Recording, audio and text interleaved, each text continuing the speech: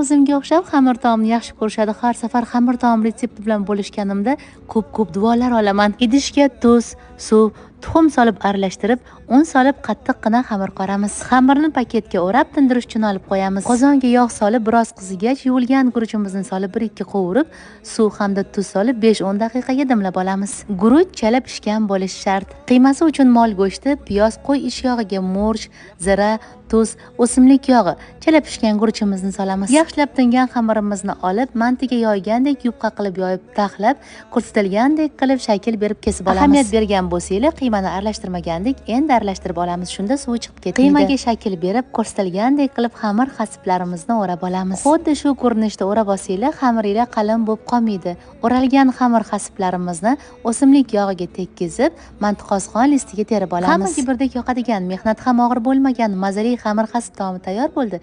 Retsept yoqqan bo'lsa, notirangizni duo qilishni unutmang.